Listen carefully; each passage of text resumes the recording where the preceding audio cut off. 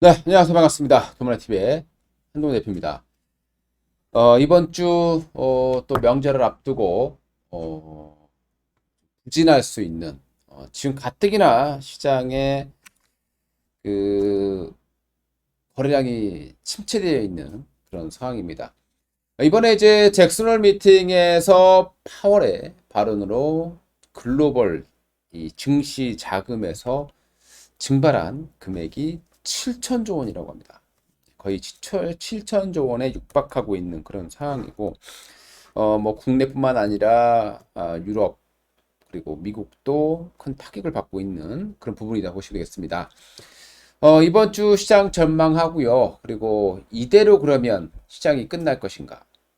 아니면 반전의 히든 카드는 무엇이 있을까? 뭐 알아보도록 하고요. 그리고 주말에 나왔던 뉴스, 우리가 조심해야 될 종목, 또 관심 가져야 될 종목, 뭐 그런 것들 나눠서 한번 살펴보도록 하겠습니다. 그리고 정시 전반적으로 경제 상황을 한번 좀 같이 훑어보는 그런 시간을 좀 갖도록 할 텐데요. 일단 이번 주의 전망입니다. 연휴를 앞두고 이제 그러네요. 네, 그 연휴를 앞두고 좀 관망세를 좀 보일 가능성이 높다라고 생각이 드네요. 거래량도 지금 가뜩이나 줄어들고 있는 그런 상황으로 보시면 될 것 같은데요. 한번 보도록 하겠습니다. 이번 주는 연휴가 또 우리나라에 있습니다. 그리고 미국 같은 경우에도 노동절로 월요일 날 휴장입니다. 그리고 월요일 날 쉬기 때문에 우리나라 월요일은 미국에서 일단 영향을 크게 받지는 않습니다만은 주말에 미국 증시가 좋지 않았기 때문에 뭐 강한 그런 반등을 이어가기는 쉽지는 않을 것으로 판단이 됩니다. 자, 그럼 미국 증시 같은 경우 중요한 지지라인에 위치해 있다고 말씀드렸고요. 상승 모멘텀을 찾기 어려운 상황이지만 그렇다고 또 악재는 많이 반영이 되어 있기 때문에 여기서 추가하라고는 밀릴 가능성도 좀 제한적이라고 보시면 됩니다. 그리고 이번 주 그러니까 8일 날은요.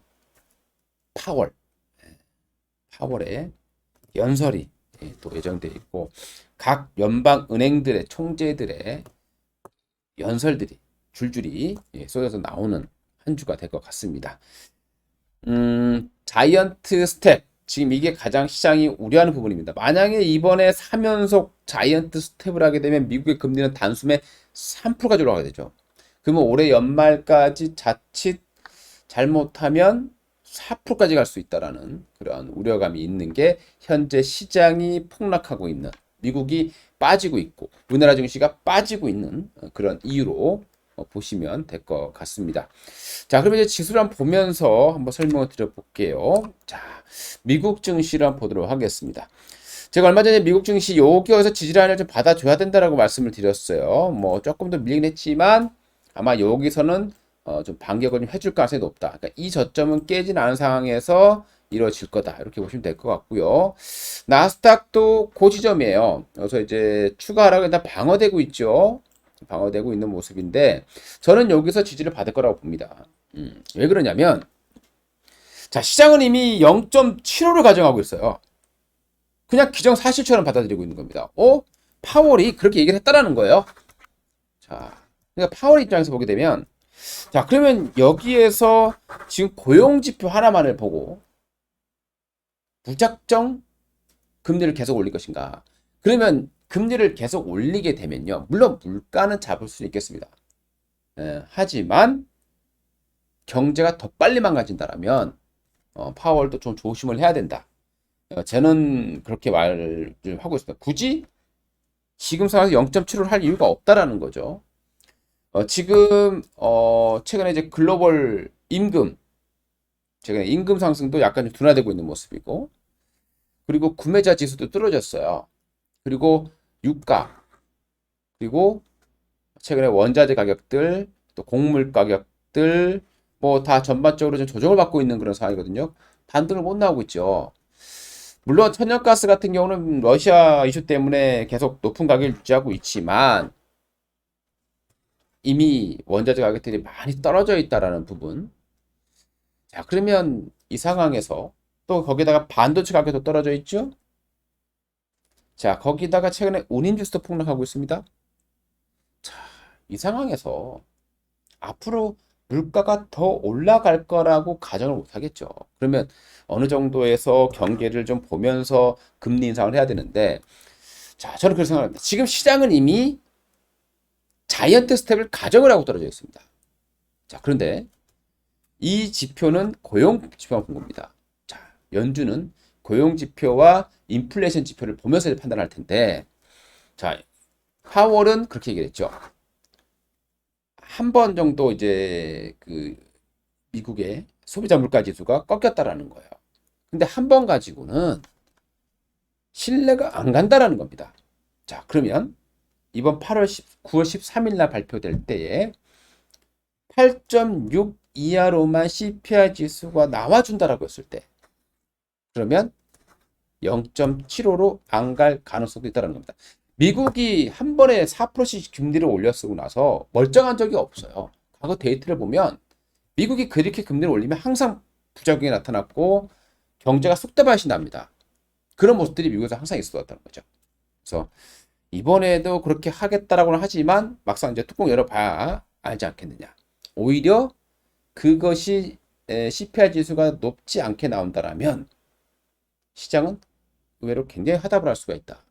그러니까 지지라인에 와 있기 때문에 악재보다는 호재에 민감하게 발행하려는 그런 의지가 있을 것이다. 저는 이렇게 말씀을 드려보고 싶습니다. 국내 증시 같은 경우는 물론 미국에 비해서는 좀 답답한 모습일 수도 있겠지만 뭐 한 번 정도의 추가 하락도 배제할 수는 없겠지만 저는 그 지점에서 역시 어느 정도 지지를 좀 받아줄 거다라고 여러분들께 좀 희망적인 말씀을 좀 해드리고 싶습니다. 뭐 사실 요즘에 재테크 하시는 분들은 뭐 코인도 그렇고요, 부동산도 그렇고 뭐 다 꼴보기 싫겠죠. 그래도 어려운 날이 있으면 항상 또 좋은 날이 있었던 거고 좋은 날이 있으면 항상 나쁜 날이 있는 겁니다. 그래서 예전부터 제갈량이 그런 말을 했죠. 위기 뒤에 기회가 있고 환호 속에 위험이 숨어 있다. 괜히 나온 건 아닙니다. 그럼 꼭 한번 확인해 보시기 바라겠고요. 자, 그리고 이번 주에 이제 어떤 내용들 한번 보도록 하겠습니다. 뉴스 한번 볼게요. 경관 미노동 시장 연준 3개월 연속 자이언트 스텝 밤나라는 뉴스가 나오고 있는데 이제 자이언트 스텝 가능성이 좀 낮았었어요. 파월이 발언하기 전까지만 하더라도 이게 낮았었는데 파월이 발언하고 나서 CME 시장에서 발표하고로 조금 더 0.75의 가능성이 높아졌다라는 거예요. 근데 높아지긴 했지만 확정된 건 없습니다. 자, 그리고 우리가 또 봐야 될 부분들은 미국의 국채인데요. 지금 미국 국채가 3.2%까지 올라와 있긴 합니다. 하지만 그것은 장기적인 부분이고 그리고 이 금리가 올라가는 것이 경제가 좋아서 올라간 것이 아니라 단기적으로 연준의 발언에 의해서 국채에서 투매가 나왔기 때문에 금리가 올라간 거죠. 그렇게 본다면 국채는 또 왔다 갔다 할 수도 있을 것이다 라고 보시면 될 것 같고요. 자, 그 다음에 이제 해운주와 관련된 부분입니다. 지금 컨테이너 운임 지수가 3,000밑으로 떨어졌어요. 자, 우리가 이제 인플레이션을 일으켰던 게 몇 가지 요인이 있죠. 하나, 바로 부동산 임대료 쪽이에요. 임대료. 최근에 임대료는 시차를 두고 주택 가격과 연동되겠죠. 자, 근데 주택 가격 미국도 지금 최근에 보시면 완벽히 둔화되어 있는 그런 모습들을 보여주고 있습니다. 그러면 추가적으로 뭐 임대료 상승 가능성 크진 않을 것이고요. 자, 그 외에 이제 뭐 유가 있을 거죠, 그죠? 그리고 에너지, 그다음에 이제 농수산물, 그리고 이 농산물 올라가는 부분들도 그렇고 해운 운임도 만만치 않습니다. 반도체도 만만치 않거든요. 근데 최근에 이제 반도체 떨어졌고 해운 가격까지, 해운 운임까지 떨어진다라고 하면 이 물가 상승 지표가 8.6 이상을 기록하기는 쉽지 않을 거다. 이렇게 우리가 예측을 좀 해볼 수 있겠죠. 그러면 연준의 입장에서는 두 번 연속 감소하는 모습을 보여줬다라면 0.75가 아닌 0.5로 갈 가능성도 우리가 희망을 좀 가질 필요가 있다고 말씀드리고 싶습니다. 자, 최근에 이제 그러면 이제 우리가 피해야 될 업종들은 정해져 있죠. 해운 관련 종목들은 하시면 안 되겠죠, 그죠? HMM이라든가 이런 종목들 좀 계속 떨어지고 있는데요. 앞으로 앞으로 당분간 계속 좀 어려운 그런 모습들을 보일 가수 높죠. 대한해운이라든가 HMM 좀 피해야 될 업종이 아니겠느냐. 당분간은요. 말씀드리겠습니다. 자, 그 다음에 이제 반면에 최근에 약간 좀 회복되려고 하는 부분들이 뭐가 있냐면 여행주 쪽이에요. 물론 환율, 우리 여행에 영향을 미치는 게 환율하고요. 코로나였죠.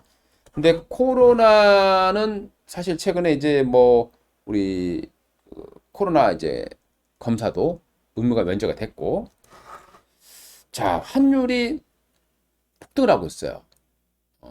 그러면 해외로 나가는 것보다는 국내로 들어오는 사람들이 조금 더 많지 않을까라는 그런 기대 아닌 기대를 해볼 수 있겠죠. 그래서 숙박시설 관련된 종목, 서부 T&D라던가 뭐 이런 종목들도 조금 좀 상승해 줄 가능성이 있지 않을까 생각이 들고요.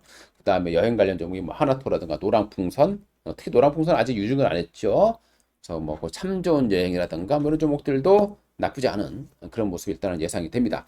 여기서 지금 PCR 검사도 면제되는데 최근에 코로나 환자 수까지 다시 감소가 되고 있으니까 이번에 여행주는 좀 반등하지 않겠는가 이런 기대감을 좀 가져봐야 될 것 같고요.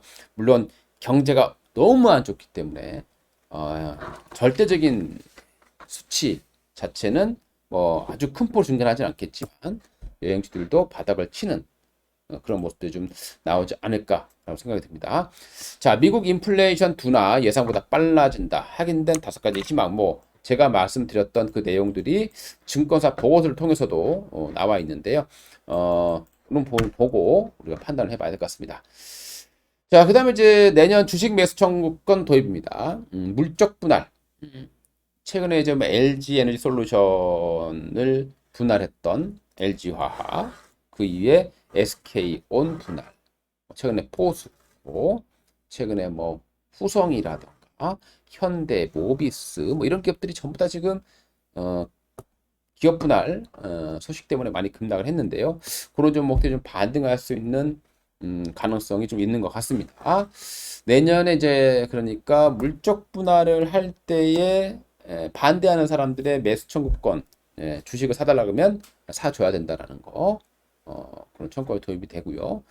그 다음에 이제 자회사 상장 심사를 강화한다라는 겁니다. 그러니까 이게 이제 부적 분할하고 상장을 할 때에 주주 보호 차원을 만들지 않으면 상장시키지 않겠다. 뭐 이런 부분들이 있기 때문에 기업들 입장에서는 상장이 쉽지는 않은 그런 모습입니다. 우리나라 기업들의 디스카운트 요인 중에 하나가 바로 이 기업의 쪼개기 상장이죠. 그리고 이제 중국 기업들 알리바바라든가 징동닷컴이라든가 2분기 매출액이 큰 폭으로 줄었다라는 나오고요. 사상 최악의 적자 기업이 지금 속출하고 있는 상황입니다. 코로나, 부동산이 지금 완전 지금 무너지고 있는 상황이죠. 중국 같은 경우에 뭐 부동산 거래가 뭐 33%, 40%씩 줄어들고 있는 사정이고, 그 다음에 중국의 빈 집들이 5천만 채가 넘어간다는 얘기가 나오고 있습니다. 그만큼 중국의 부동산이 침체되고 있는 과정이고, 그러면 중국의 소비는 당연히 좀 줄 수밖에 없겠죠. 그래서 중국 소비와 관련되어 있는 그런 기업들 좀 피해야 되겠고, 그 중간재들, 화학 중간재들도 조금 매력이 떨어지는 그런 상황이 되겠습니다. 그러니까 이런 뉴스를 보시고 그런 관련된 종목들은 일단 좀 당분간 피해가라는 의미에서 보시면 될 것 같고요. 자, 그리고 이제 푸틴이 잠깐 가스 공급을 재개한다고 했어요. 주말 사이에. 그리고 천연가스 가격이 조금 떨어졌죠. 근데 이번에 G7 재무장관들이요, 러시아 원유에 대해서 가격 상한제, 그러니까 러시아가 원유를 지금 뭐 수출을 하고 있는데 여기에 대해서 가격을 상한제를 걸어놓는 거죠. 그러니까 일정 부분 이상에서 사주지 않는다라는 부분이기 때문에 그로 인해서 인플레이션도 좀 잡고 러시아로 들어가는 자금도 줄이겠다라는 목표로 보시면 될 것 같습니다. 자, 러시아 푸틴이 바로 반발해서 나왔죠. 이게 뭔 소리야 하면서 가스를 좀 열어주는 척 하다가 핑계를 대죠. 뭐 가스가 누수가 있다거나 누출이 있거나 그다음에 뭐 이상이 있다. 뭐 이런 핑계를 대면서 눈에 뻔히 보이는 핑계를 대면서 또다시 LNG 재개를 무기한 중단한다라고 발표를 했습니다. 자, 이렇게 되면 또다시 LNG 가격이 올라갈 수도 있을 것이고 LNG 관련 종목들의 또다시 상승, 재차 상승하는 그런 모습이 나올 수도 있겠죠. 뭐 그동안에 제가 이쪽 관련된 부분들은 이 영상 끝나고 한번 또 그 LNG 관련 종목들은 제가 올려드릴게요. 구독 그 화면 끝에 보시면 될 것 같습니다. 뭐 1승 많이 급등했었고 최근에 이제 떠오르는 이제 화성밸브가 금요일 날 좀 급등을 좀 했는데요. 화성밸브 같은 기업은 그러니까 미국도 그렇고 LNG 관련 종목들, 셰일가스 관련 종목들이 많이 급등을 하고 있죠. 그래서 피팅 업체들이 많이 급등했었고, 자, 이 화성밸브는 가스 플랜트라던가 가스와 관련된 밸브 업체예요. 미국에도 그런 밸브 만드는 기업의 주가가 상당히 급등한 이력이 있기 때문에 화성밸브도 최근에 주가 좀 상승이 나온 것이 아닌가 생각이 듭니다. 참고해 보시기 바라겠고요. 자, 그 다음에 이제 전반적인 금융 환경이에요. 환율이 1362원, 1300원 돌파한 지가 얼마 안 됐는데 바로 1362원까지 올라왔습니다. 그 이유 중에 하나를 보시게 되면은 최근에 무역 적자가 확대되고 있죠. 지금 66년 만에 최대 폭의 무역 적자를 기록했습니다. 거의 100억 불에 가까운 무역 적자를 기록을 했고요. 그 중에서 에너지 수입이 가장 큰 폭으로 증가를 했고, 그 다음에 2차 전지 관련된 그런 제품들, 수입 제품, 원료가 되겠죠. 그 원료가 좀 급증을 했습니다. 반면에 중국으로 가는 수출은 5% 감소를 했다라는 거죠. 그러니까 수출 증가세는 둔화가 됐고 수입은 급증하다 보니까 무역 적자는 확대가 됐습니다. 다만 서비스까지 포함하는 경상수지 같은 경우에는 그래도 아직까지는 흑자를 유지할 것으로 보이기 때문에 어쨌든 나가는 돈이 많아지면 들어오는 돈보다 나가는 돈이 많아지게 되면 환율이 올라갈 수밖에 없는 거죠. 거기에 지금 현재 미국과 우리나라의 이제 그 금리도 역전이 또 될 것이기 때문에 그 부분까지 한번 생각을 해봐야 될 것 같습니다. 자, 엔화 가치가 떨어져요. 0.71달러입니다. 어마어마합니다. 자, 100엔당 0.71달러입니다. 자, 그러면은 우리나라가 수출객에서 환율이 올라간다고 해서 수출 기업에 긍정적이겠느냐? 이 엔화가 같이 떨어지고 있기 때문에 전혀 긍정적이지 않고 악재만 더 크다라고 보시면 되겠죠. 자, 미국의 10년물 금리가 3.15%, 2년물 금리가 2.34입니다. 그러니까 지금 요 단기 채권, 그러니까 미국 정책 금리를 반영하는 이 부분들은 별로 안 올랐어요. 요거만 올랐다라는 겁니다. 그러면 이 부분들이 크게 오르지 않았다는 것은 미국의 금리가 올해 3.75까지는 안 넘어갈 수도 있다라고 생각해 봐야 되겠죠. 지금은 만약에 자이언트 흡수를 하게 되면 4%까지 생각을 해야 되는데 지금 2년물이 2.4입니다. 그러면 과연 이 상황에서 진짜로 이번에 자이언트 흡수를 하겠느냐? 이것도 한번 우리가 좀 깊게 생각해 봐야 될 부분인 것 같고요. 그러니까 9월 13일 날 발표되는 CPI 지수에 참 모든 것이 달려있지 않겠느냐 이렇게 생각이 듭니다. 자, 한국의 3년물 국채금리는 3.68% 금리이고요. 외환보유고가 4,380억 달러로 최근에 계속 좀 감소를 하고 있는 그런 모습 보이고 있고요. CDS 프리미엄 요거는 이제 얼마 전에 56까지 올라갔었어요. 근데 이게 33까지 최근에 조정을 받았기 때문에 이 부분만큼은 그렇게 우려할 부분은 아니다. 이렇게 생각을 해볼 수 있을 것 같습니다. 자, 오늘 뭐 주말에 나왔던 내용 한번 훑어봤고요. 여러분들 투자에 참고로 활용해 주시기 바라겠습니다. 이상 한동 대표였습니다. 감사합니다.